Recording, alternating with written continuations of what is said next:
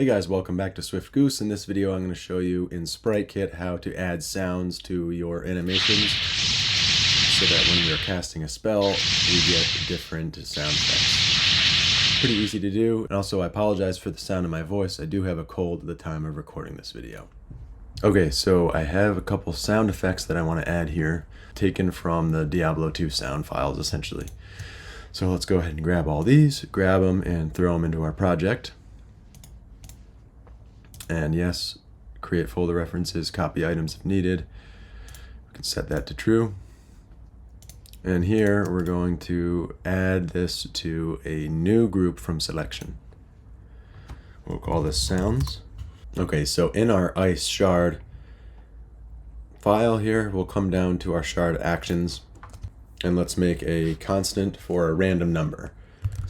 So let rand equals int.random in 1 through 3 inclusive.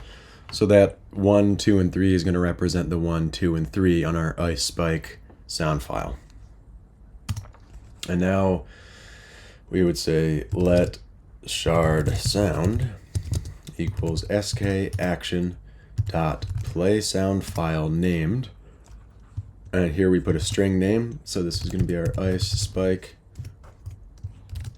and then rand. So this will take ice spike and then put 1, 2, or 3 on the end to align with these 3 file names. Wait for completion, we want to set this to false because we want the animation or the rest of the actions in the sequence to continue even while the sound is playing. Otherwise you get a lag.